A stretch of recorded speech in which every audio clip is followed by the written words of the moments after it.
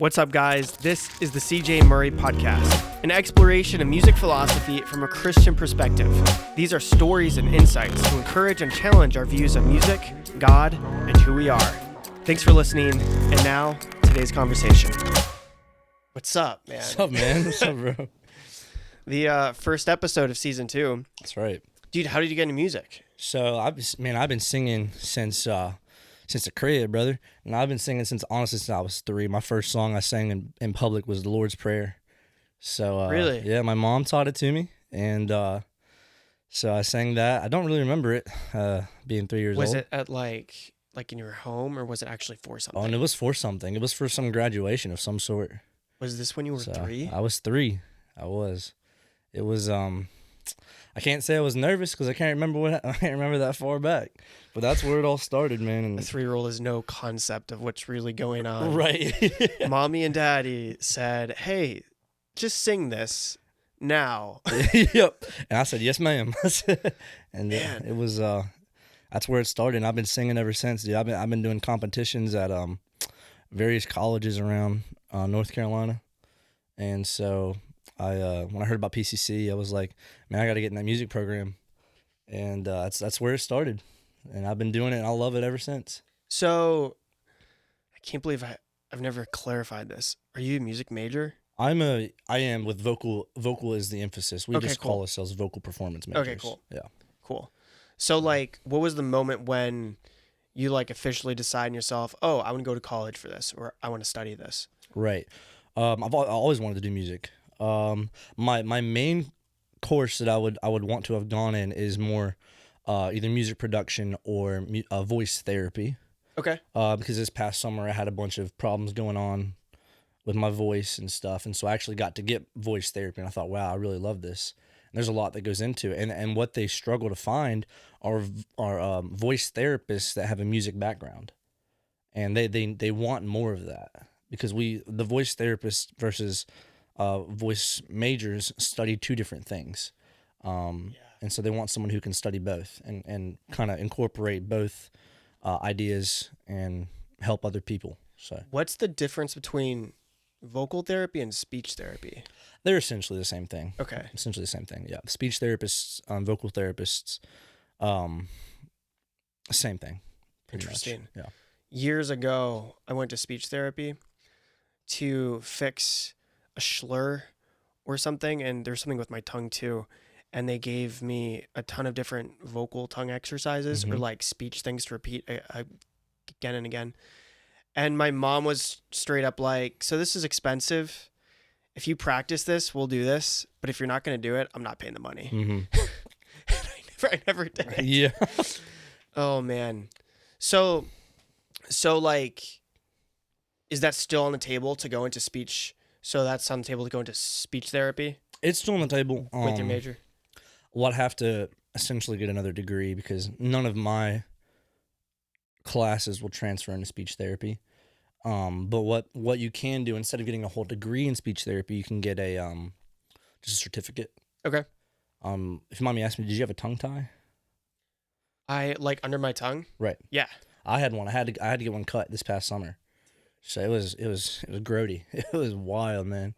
So the recovery was brutal. So I don't know specifically if it was a tongue tie for me. Mm-hmm. This is a crazy story. Yeah. And I'm 90% sure this happened. I don't think my memory is coloring this. But when I had to get it, it wasn't they were lasering the tissue away. Mm-hmm. And so there were these 2 doctors / dentists / whatever they were doing it. And as they're lasering away my tongue, they're talking about how they were hammered at a party the other night. Oh my word. Yes, they were like, oh yeah, the party last night was great. Yeah, I was wasted. Oh wow. And I'm just sitting there with nothing that I can do. Are you hungover? Yeah. You're working on my tongue. Yeah. Anyways, I digress. How long was it? Because he might have fallen asleep. If Dude, I don't know. I don't even know. But that was, I think I was in the 3rd, 4th grade or something like that. Okay. So that was a while ago. Yeah. That's why I'm not quite positive if my memory's correct on that, but I know that that's a story I've said for a Wow, decade. that's interesting. You said third and fourth grade, third or fourth grade. Something like that. Wow, Pretty sure, I yeah. can't remember anything about that far. So But when you're singing at 3, hey, yep, so like certificate, and so once you get a certificate, then it's like you get involved with like a clinic or something. right. Cool. I have the one that I went to. She told me that they need people, and so she was actually trying to recruit me. And I was like, "Hold up, sister, I ain't got that degree." And she was like, "Well, you can get the certificate, and they really want you to have good experience." Yeah. I mean, so that would be that my next step after getting a certificate would be experience. Gotcha. But essentially, I mean, when I was getting my speech therapy, I don't want to say I was teaching her stuff, but she told me, she said, I hate having music majors because they always already know everything about, not saying that we're know-it-alls, but we've essentially studied the same thing with your breathing, with your tongue, with your placement, with your energy. And so the main reason I wanted to get speech therapy is to have that accountability for Hmm. someone to hear what I'm saying, because I had nodules on my vocal cords. Hmm. And so I didn't want to get the surgery for that, because the surgery for getting nodules removed off your vocal cords, essentially they're just cutting part of your vocal cord out. And that can be very detrimental, especially as a singer. Hmm. So I really chose that speech therapy. And I needed that accountability to make sure I was doing it right. Hmm. And it ended up working.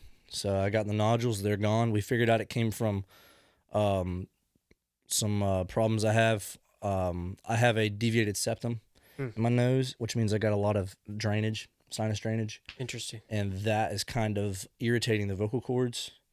And that mixed with singing, mixed with, I mean, a bunch of other things, just over time, would cause those nodules. So I'm glad they're gone, because I got to give my recital this semester. Hmm. So So essentially, to reiterate what you said, part of the idea of speech therapy path is to keep you on the straight and narrow to do music for your whole life. right, Gotcha. and that's essentially what they teach us at the college, is Yeah. how to prolong your voice. A lot of genres even nowadays use what we would refer to as the classical technique. Even pop singers use the classical technique. Yeah. So it's very tried and true. Yeah. I mean, even Michael Bublé, he developed nodules on his vocal cords, and then he got classically trained, and now he's still singing. So I definitely respect the training for sure. And so I suppose part of that mindset is then when you're working with other people in speech therapy, it's, hey, this is to help your voice for the rest of your life. Right. Because a lot of Yeah. times they'll just tell you to go on vocal rest. Well, if you go on vocal rest, you're not really learning how to speak properly. You're not fixing form. Right. Yeah. So the problems are just going to happen again if you just go on vocal rest, which the vocal rest is very important, but you need to be being proactive and putting the good back into your voice. Sure. So you can't just stop doing the bad. You've got to put the good back in, which could be a life lesson. So Don't just stop the bad. You got to right. put the good back Keep in. putting the good The back in. idea of replacement. Right. I love that. Yeah. Man. That was deep. I've never been that deep before. Whoa. So that's Whoa. mark the date. Was there a moment where it hit you, you have to change something or else it's going to go much more south? Oh, for sure. With my voice especially. I was working at Chick-fil-A, and we do a lot of talking. Oh, yeah. And so my problem was, I was talking back in my throat, which is like back right here. It was very soft, very in the vocal fry. And what you want to do is bring it very forward. And a good way for helping us sing to get it forward is what we call a buzzy hum. So essentially it's and boom, it's right there in front of your mouth, and this sound's right here, and it's not in my throat anymore. And just keeping that going was great. The first thing they're going to make you do is find your optimal pitch. Okay. So where your voice mostly lies most comfortable, and then build off of that. So I had to change my essentially how I spoke, because it was very, very relaxed, but the bad type of relaxed, very Like far back far and back, not. right? And so, but honestly, once you nail that down, I mean, this is like a a principle in music too for singing. Um, if your placement's forward, we consider that a healthy tone. So, and then obviously you got your breathing, and they work together to produce your real voice. So Mm. your natural voice. A lot of dudes like to speak lower because Yeah. we're men. So it's you got to get out of that mindset of down here. So, and that's where I was. So kind of relax it forward is what you're saying. Exactly. Interesting. Mm-hmm. Interesting. So like from vocal performance, what have been some of your highlights where it's really hit you, oh man, this is a gift from God. I love to use this. Like any other performances or moments where you've sung for people, or like what's been an exhilarating moment of like, oh, this is awesome. Oh, for sure, for sure. I'd have to say the definitely in church, singing in church growing up. I mean, obviously doing it from a very young age. Um, it's almost expected that you're supposed to sing in church, Mm. especially if you go to a smaller church. Like, all right, you're gonna sing, which is fine. But I'd say what kind of seals the deal for me is the mindset. I mean, you can't go worship God in a church setting and then be living a life of sin. You're going to be miserable. Any Christian that's actively living a life of sin and then goes to worship in front of people, it's a show. I mean, it can be. I mean, you've got to have a good relationship with God, and once that happened, and I was singing in church, I was like, I'd love to do this for the rest of my life. I mean, I'm ministering to people. Um, I don't know if you've ever heard the saying, when God makes you wait, do what waiters do and serve. Never heard it put it like that, but Yeah. that's a good one. Yeah. And that's where I was in that time of my life, And I was like, well, I'm waiting, so I'm gonna serve, and the best way I know how to serve is in the ministry. And so I'd play the piano at my church and I'd sing for the people, and I mean, it's just awesome watching these people come up to you afterwards and tell you, "Oh, this song ministered to me in this way and this way," and they're like, "God's giving you a gift. God's giving you a gift." Um, and experiencing that, knowing that I am helping other people, it changes the mindset because I'm no longer singing for myself. I'm singing for God, and I'm singing for these people who are going through stuff, and they need that encouragement. And that's where I realized, I'd really like to do this for the rest of my life. And then secondly, I've been playing the piano. And that is definitely a gift from God because I don't know how to read music to save my life. I mean, I can read a little bit. I'm gonna sit there Yeah. and EGBD if my way all the way through Yeah. it. But I mean, that's how my uncle is. I mean, he hears it. And the same thing with me. I hear it, and then I can just almost turn around and play it. And that's definitely a gift. Mm. I can't explain how that happens, and I'm very grateful for that gift. And I've been able to use that in church. And I figured, if God's given me this gift with music, it would be wrong for me to not use it for Him. Because I think there's that verse in scripture, to him that knows to do right and doesn't, that is sin. So I know it is right for me to do music, I mean, in the church, and therefore I will. Because I know it's the right thing for me to do. And there's something that's so interesting when it comes to the calling of God. It's like when you know God's given you a gift or He's called you to something, it it gives a much stronger foundation for motivation and determination.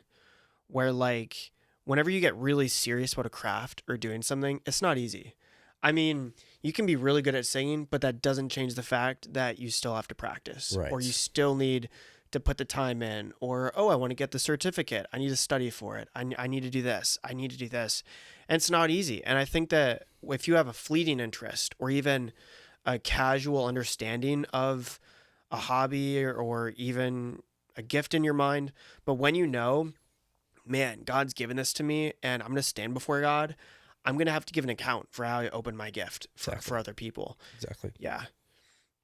No, and that's like we were I'm blanking on the context that this came up this past week, but like there's someone and I can't even remember who, it's probably for the better.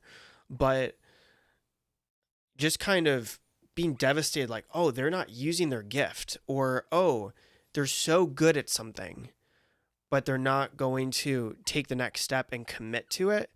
And I was saying to Megan, I'm like, yeah, it's kind of like on Christmas morning when a parent gives their kid a gift they're really excited about, and then the kid opens it and is like, oh, uh, thanks. Yeah. And the parent's just like devastated because maybe they paid a lot for it, or they had to search really hard for it, or you name it. I've done that before, by the way. Yeah, me Like, too. Usually it's with clothes. just haunted by a 10-year-old version of me and my younger brother kicking me, like, dude, just say thank you. Oh, right, thanks. Yeah. Never lived it down. But no, that's awesome, though. Oh, for sure. That's awesome. And the other thing, too, on top of that, I really liked you said is, in church, people saying, hey, this really ministered to me. Just going to the topic of church and how people view church, I think that we get into the routine of, oh, yeah, you just go or you just XYZ. And it's like, if you put in at least some intentionality to thinking about a church service, I think things could encourage us way more than we think they otherwise would. Like, oh yeah, that's a good special. But no, if I actually think about my week and process some things I struggled with, that song could mean probably a lot more to me than I think if I'm not checking out. Absolutely. Because I know that's something that I can for sure work more on. Just the intentionality of when I'm at church. Mm-hmm. Yeah. Yeah, getting in that you mentioned sometimes we get in that routine, and I like routines, but you got to be careful with routines because it's very easy to slip into that check-based Christianity if you're just going to base Christianity off routines, which routines are great if you have the right foundation for the routine. I mean, a lot of times, we go to church because, well, we go to church. It's open 3 times a week, and my mom was going to beat me if I weren't going to go to church. That's not a good reason to go to church. I mean, I guess growing up, maybe it is because it gets you going to church. But to some degree, you got to understand we go to church because we're not to forsake the assembly. And these are fellow Christians that we go to. And I mean, we don't have to get into, like, unless you want to, we don't have to get into the philosophy of how many times you should go to church a week. But I mean, if you look for something bad, you're going to find it because we're imperfect people. There's going to be imperfect things.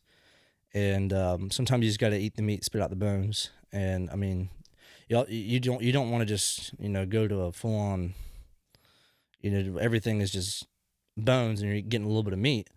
But definitely understanding that we love him because he first loved us, and that love for God and that love for each other is what drives us to do things like go to church and read our Bible. Yeah. It's not, I have to go to church. It's not, I have to read my Bible tonight. I get to go to church and I get to read my Bible. And with that mindset, you'll get so much more even out of life. Because a lot of these Christians that have this check-based Christianity, and I would know because I used to be one of them, walk around mad all the time because they're like, oh, I would never do that. I'd never do that. Oh, I wouldn't do that. That's the same thing the Pharisee said. God, listen to me, God. I'm not like this publican over here that does this and does this. I tithe mint. I do this. And sometimes, I mean, that's where that check-based Christianity comes from, and we just miss it at starting out. And so, really understanding that love for God and love for each other, which is essentially what all the 10 commandments are: love for God and love for each other. Yeah. And you'll get so much more out of church. You'll want to be there. I do understand. The week can be long. And I mean, I understand you get into church early in the morning, you're just kind of like, but that foundation of love for God and that love for each other, you'll get so much more out of life. You'll be happier. I mean, there's freedom in love. So I was talking with someone this past week about just faults in Christians being ourselves or people we know. And we came to an interesting place of like, even if there's a Christian, genuine Christian, that's just the worst person to you in church or outside of church or just in life, they're still going to stand before God covered in the blood. mm-hmm. Like, they're still going to go into eternity clean, Right. regardless of what they do to you on this side of eternity. And there's a piece of us that was like, that's not fair. I mean, well, Yeah. of course it's not. Yeah. Like you get Like I'm trying to do this, and here you are being this, and at the end of the day, we still stand before the Father, and He sees Jesus in both of us. Right. But like on the other hand, sure, that will be how it'll be, but in a whole nother light, what did they miss out on the side of eternity? Exactly. What did they miss out on? Because God has so many other things we could experience. Like you didn't have to be mad every day. Right. There was an alternate reality where you were filled with the Spirit and weren't stressing about all these things, and you were Mm-hmm. just confident and, oh yeah, this is what I'm doing. And it's like when you really embrace that mindset, then when there is a Christian that is not embracing their gift or is letting sin into their lives, and if we go through phases and we're there, it's like there's almost this sense of pity of like, oh man, like instead of being more hurt by you, it can be more like, man, not you need Jesus, but Right. dude, you need Jesus. Mm-hmm. So, and that hits Yeah, because it I don't does. know. That does hit. Oh man. Okay, so here's a thought. Let's turn the conversation towards um other people. So we've been talking about gifts, and I think it's really cool what you're doing and harnessing your gift, crafting it, working hard. For people that have been given a gift by God and need to work at it, what would you say to people that need to just like commit to it and recognize, oh man, God's called me to this. I'm actually going to say, this is the way I'm going and I'm not turning back. The biggest thing I had to deal with is living for other people's praise. Especially in music, and especially if you go to a rather smaller church, you're not going to have as many people who are as musically gifted. And I'm not trying to say I'm so good. I'm not. Um, but you know what I'm trying to say. Like people who, if it's smaller, you're not like here. Everyone's good to me. Everyone's great. And then you go to a church of like 50 people, and they're all telling you, "Oh, this is so good. Good job. Good job." And that can kind of get to your head a little bit. Mm. So the biggest thing, and God will shut that down really quick too if he starts letting it get to your head. He'll show you why you need him if you're not careful. Mm. But the biggest thing I could say is don't live for other people's acceptance. That'll get to your head, and that'll get you off track actually, Mm. if you're not too careful. But just keep going.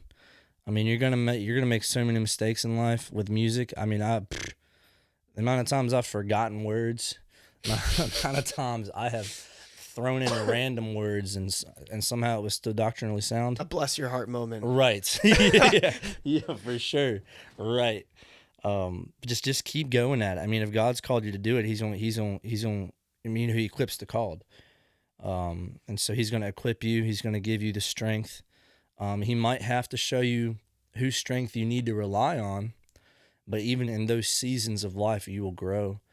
And God said that everything's going to happen for His glory. So if there's something that kind of knocks you down, like this past summer, I was getting MRIs, CAT scans of my brain, chest X-rays, chest CAT scans. I thought I was going crazy. What happened? So about Wait, you took a semester off. I did, and that's why. Yeah. So Walk me through that because I don't think we've had this conversation. right. Okay. Wow. So about May of 24, so about a year, almost a year ago, I developed this really bad ringing in my ears, and I still have it. It's annoying. But I thought, maybe I'm just sick. Maybe I'm stressed. I had also gotten a double ear infection when that happened, and so I thought it's probably the double ear infection. So I go to the doctor, and they're like, "We're gonna give you these meds. It's gonna be great. It should all be gone." They give me the meds. The double ear infection clears up. The ringing doesn't go away, and so I'm like, "That's strange." And then my parents came down to Florida, and we drove back, and I started getting these really, really bad migraines. Like, I mean, extremely bad migraines. And I thought maybe it's just the weather because it was raining. Yeah. And then I had also been taking pre-workout, but it was finals week, so I wasn't going to the gym as much. And so I thought maybe it's a caffeine headache mixed with the storm, mixed with traveling. That's what it is. So we get back home, and the headache is just killing me. Like it's just, it was going on for almost a month. And finally, we were like, we're gonna go to the emergency room and get a CAT scan. So we go there and we get a CT scan, and she tells me that my brain looks fine. There's nothing on there. And then she hit me with it doesn't show us everything, so we don't know if it's all good. And I was like, you get what? What's the point of a CAT scan? Yeah. But that was just my first thought. And so I was like, all right. And my red blood cell count was really high. They're like, you're probably dehydrated. So they put me in some fluids, and then I went home. And the headaches didn't stop, and I started getting blurry vision. It started getting really hard to get a deep breath, and all these sorts of problems. I mean, ear pain, and so I got a neurologist, and we got a chest X-ray. He didn't order that; my primary care physician did, to figure out why I couldn't get that deep of a breath.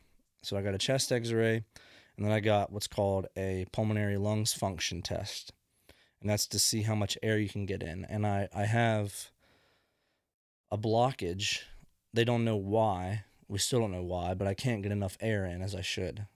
And I can't push enough air out as I should. We don't know why. But the CT scan of my chest and the X-ray of my chest came back perfectly fine. So I was like, okay, maybe it was just a fluke in their system. And that's what the pulmonologist told me. It was probably just a fluke in the system. Because if there was something there, they'd have seen it. So that was ruled out. So I went to get an MRI of my brain, came back fine. And so the neurologist was like, well, we don't know what it is, but we're going to go send you to physical therapy for vestibular migraines.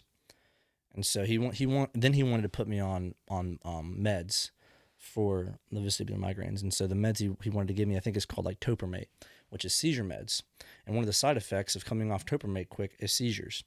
And so I was like, I'm not gonna take that, because I'd rather have a headache than start having seizures. So Fair thought. yeah, that one was a quick one for me to get through. So I was like, yeah, nah. And so I went to the physical therapist, and they were like, what are you here for?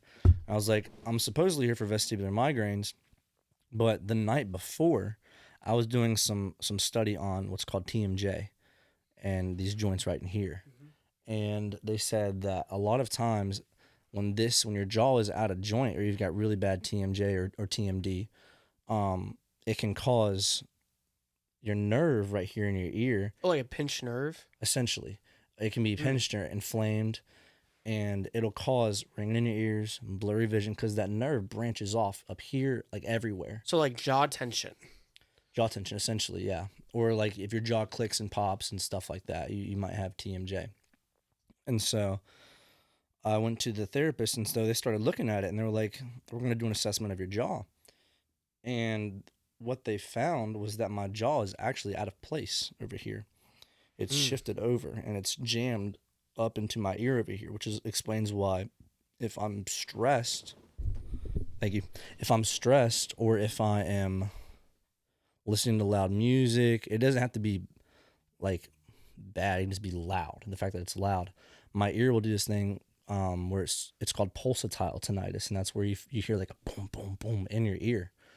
And so they determined my jaw was out of place, and now it's to figure out, well, what's holding it out of place. And so they did some tests with my tongue, and that's when they determined that I had a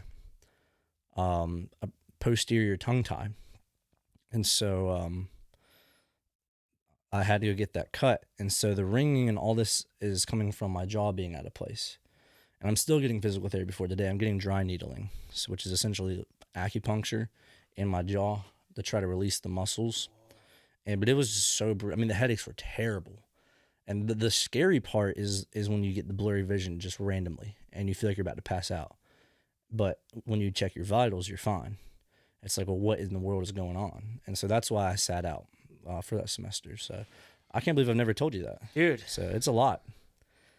So we figured it out. So that's good. Well, for a first time here in the store, I think the podcast was a good place. Yeah. Yeah. Everybody can hear it now. They're all... Dude. So you're still going to acupuncture, and the idea is just to slowly release like the deep set tension. Correct. Okay.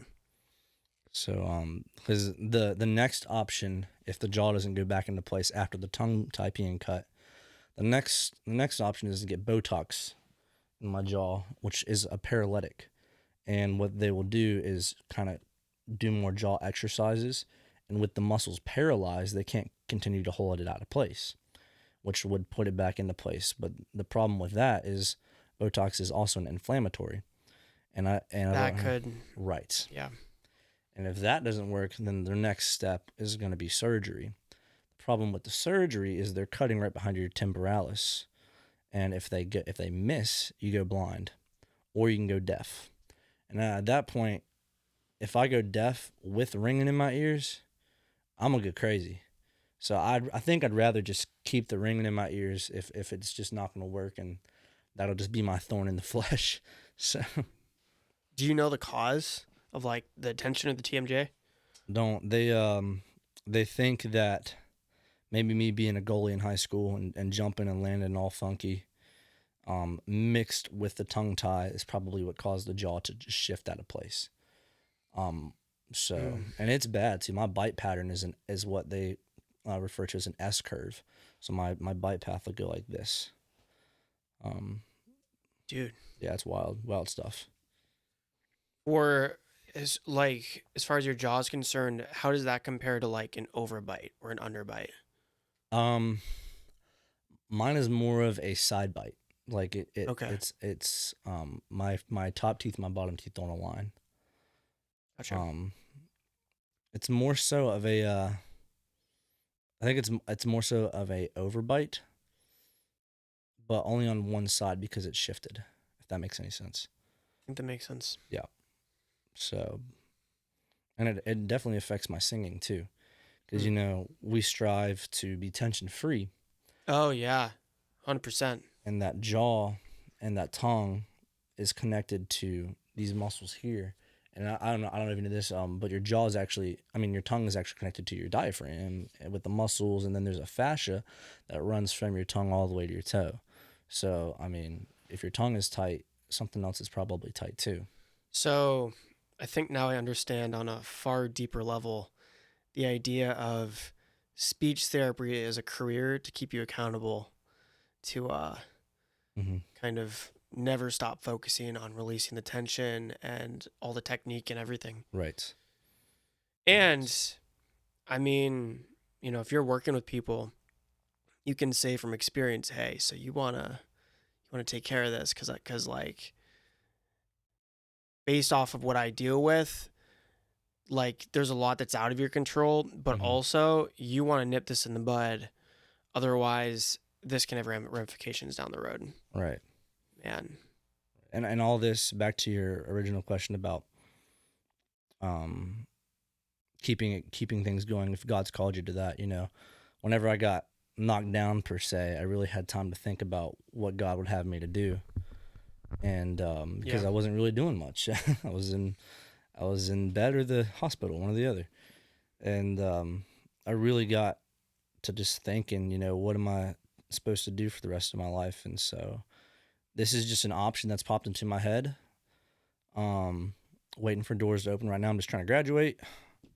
So I'm on track for this May. Okay. I'll actually walk on my birthday, so that'll be So this may be so like in a few months. correct. Nice. Correct.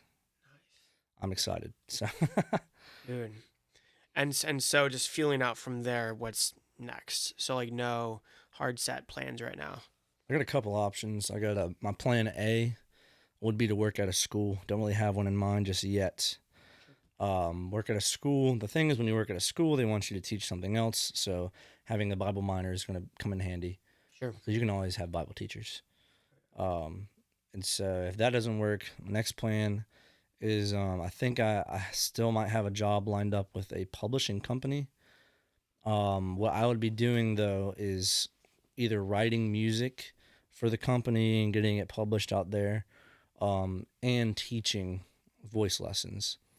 Because I do want to teach, even if it's just a side job. That's like steady. That's I enjoy that. Yeah, for Um, sure.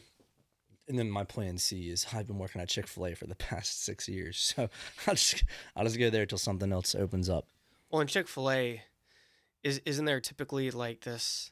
You can keep promoting your way up, however far you really want to dedicate yourself. Right. Yeah. And my boss is great. I mean, he told me that if I wanted a career there, he'd help me, because once you get into the business side of Chick-fil-A, you're not really dealing as much with the hustle and the all the craziness that goes on. You do sometimes, Yeah. but I feel like if I focus more so on the business side, they'd want me to get a master's in business, obviously, which I think they pay for too, which is great. But I mean that's a plan C, and it's not that bad of a plan C, because I don't know if you've ever heard about how much it costs to buy a Chick-fil-A or to own one. It's $10,000 for the business for the Chick-fil-A, and what he told me is that in about a month or 2 months you make it back. That $10,000 you put down, and then everything from there is profit. So he said it's not a bad gig at all. So it's not something I'd want to do. Well, as long as I'm still doing something with music, I think Yeah. I'd be fine with it. Even if I'm teaching voice lessons on the side, I think I'd be fine doing that. So that is the plan. Just always something. No, something I still think about again and again is like we're so young, Mm-hmm. and if you just keep at something for however long, just get a habit in place, get a system going, and just let the system run its course for like a decade. Mm-hmm. And I don't know, like when I was 18 or yeah, when I was 18, I'm like, oh man, I'm getting old. I'm losing out on time on doing stuff. But it's like being 28 now, I'm the result of whatever things I started doing 10 years ago. Right. And so it's like, you got to think a decade down the road. Yeah. Like if you just keep singing, if you go into teaching or, yeah, I'm going to go down this path. It's like when you're young, you don't think about the ramifications that far down the road, but like time's going to fly by so fast. Right. And I don't know why this popped into my head, but that's why, the ramifications of things down the road can be good or bad. And that's why I would also say it's good to start investing, which I'm not as well versed in investing, but No, um, I know you just started. yeah, So, yeah. I've, oh man, I don't know if I want to get into it on this podcast episode. Yeah, we don't have to. Well, I mean, we started the conversation. I've been taking a really good hard look at cryptocurrency. Right. And like, you just don't know what the future is gonna hold. I mean, if you put like 10 years ago, if you put, I want to say $1,000 into cryptocurrency, you'd be a millionaire right now. Mm-hmm. Not that 18-year-old me was gonna think like that, but Right. no, out of all the research I've done, one of the bottom lines that they'll say is put in what you're not afraid to lose. And so like I'm not putting a whole lot in, but and this is the big thing. This could go for cryptocurrency, mutual funds, any type of investing. Just put some in every month and then just put it on autopilot. Yeah.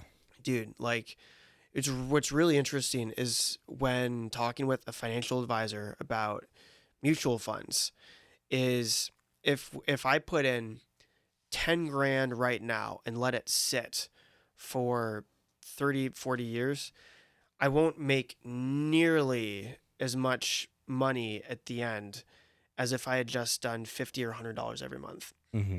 Just put in a little bit every month. Right. Yeah. And investing's huge. Oh, for sure. And so that goes for money, that goes for skill, Mm-hmm. for talent, And people. Invest and in people. Yeah. Okay. Let's end the podcast diving on that last point. Investing in people. What's the compound interest of investing in people? Oh, man. Wow, that's going to be deep. Oh, man. So, like,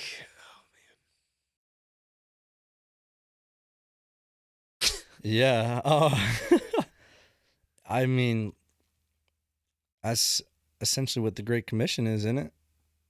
Go into all the world, teaching them, baptizing them in the name of the Father, Son. I mean, you have to invest in people.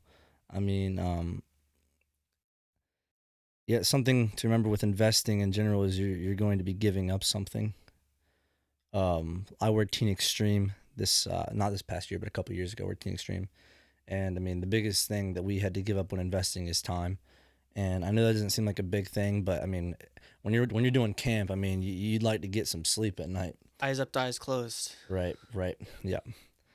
But I think after spending some time with these campers, and I mean, you've got kids that are going through some stuff that nobody knows about, and they choose to tell you, and it's just like, wow, I had no idea. There's people going through stuff. I mean, kids that were gonna end it. I mean, and they choose to tell you, and it's shocking at first because you've known them for a couple of days, and they're laughing, they're doing everything everybody else is doing, and then at about 1 o'clock in the morning when they come knocking on your door crying because they've never told anybody this, and you've got to handle that, and then you start investing in these kids and just showing them love, just hearing them out. A lot of times these people just need to be heard because they might not have someone to hear back home. Mm. And then I mean, even now, 2-3 years later, they're texting me, and I'll ask them how they're going, how things are going, and the question is, what if I just would have gone to bed? What if I just would have faked that I was asleep and not gone to answer the door at 1 o'clock in the morning? Where would this kid be? And so, investing in people, I mean, it does have its benefits. You might not always get to see it, but it's good to hear from these kids. I say they're probably adults now. 4 years later, knowing that they didn't act on their emotions when they were in it. Mm. So that's my experience with investing in people. So I don't know if you know who Chuck Craig is, but that's something he'd always used to remind us to do, is to invest in people, because people matter. I mean, you never know what someone's going through on the side of the road. So just loving people where they're at. So Mm. that's my personal experience with investing in people. So It's so easy to get jaded and give up investing in people, or at least like when you meet someone new, uh, to at least be willing to invest something over time. mm-hmm. Because the more you go through life, it's easy to get into this headspace of like, no, I've made my major friends, I've made my major acquaintances, I have my routine. We were talking about routine before, and routines can be hard to get into Mm-hmm. too. It's like tons of stuff going on in life. Sometimes you get into a good rhythm, and then when life is going really well, I think, oh no, life is going really well. Now something is going to happen. Yeah. And when it comes to, someone in need, it's, am I willing to break routine? Like, oh man, like what if I can't get back into routine? Mm-hmm. Oh man, like if I give an hour now for a really heavy conversation, is that going to mean more heavy conversations down the road? Like, well, what if I don't want that? And it's like, I overthink it way Mm-hmm. too much, way too much. And when you invest in someone, you open the door for them to take a good look into your life, and like, what if I don't have it together? Right. Like I can give someone good advice. I can even have like a good podcast episode, but at the end of the day, am I willing to let myself be vulnerable or fall apart? Mm-hmm. I don't know. That's what the brothers are for, dude. That's what the bros are That's what the for. bros are for, man. That's what You the have bros are people for. to lean on. I was actually listening to Proverbs today, and there was the verse that said, the kisses of an enemy are deceitful, but faithful are the wounds of a friend. Mm-hmm. And I want to say about 2 weeks ago now, I had a friend that said something really hard to me, and I did not take it well. But just increasingly, the more I've thought about it over the past 2 weeks, it's like I'm just so thankful for our friends that can be like, hey, dude, this is not going okay. Right. Like, you are not rising to the standard I know you should be at. Mm-hmm. Get it together. And like, it never feels good, but that's who you need in your life. Exactly. Yeah, Those are always good friends to have. absolutely. Dude, it was super good to have you on this Oh, podcast. for sure. First episode of season 2. Yeah. Back in the game. I haven't done this for 6 months. Yeah, I've been waiting to see some posts, and here I am going to be on one. So I know. That's awesome. I know. Yeah, in fact, I'll take this as an opportunity to just tell you, and I guess the rest of everybody, kind of my headspace about it. I totally burned out on the podcast from before because I would try and record someone every weekend or every other weekend, and basically I was putting way too many things into the process of, oh, it'd be really cool if fill in the blank. And when you do that like 20 times over, now you have a ton of editing to do. Yeah. Every episode would take like 6 to 8 hours of like work behind the scenes once you add it all up. And I couldn't do it. And so my headspace right now is to like this month, see if I can't record 8 conversations at least without having to tear down much of any of this. Mm-hmm. So then this month I'm not posting anything. Your episode might not be out for like a month and a half, but like get as much content as I can together. And then in 1 week, I'm gonna be like, okay, I'm not going to do music this week. Really. Like, this is editing week. All I'm going to do is edit what I have. And then from there, I can schedule out like 3 months of episodes. Yeah. And just kind of relax back into, okay, now I'm getting back into the music world. And it's just like, you have to block your time. I mean, dude, I have like a conversation right after you. Wow. And so, yeah, but I'm really looking forward to see how it's going to go. And to everything we've said, this podcast has been something that I've known, God wants me to do this. Mm-hmm. There's some, and plus he's really used my wife as well, just to be really encouraging of like, yeah, dude, like keep this going. There's something really, really good here. Yeah. But the key is just sustainability Mm-hmm. and not burning out. Cause like, dude, I want to do music. I'm not like, the last time I was doing the podcast, it was almost embarrassing because I was having all these conversations with people about music, but I had no time to do music. Dude, it was like kind of depressing. Yeah. You're Wow. like, I know. I'm like, I'm not even doing music, and here I am talking to people about music. Right. but no, just asking God for wisdom, and yeah, just seeing where it goes. Yeah. So, That's dude, awesome. it's good having you, man. Appreciate it. Thanks for listening, guys, and I'll see you in the next episode.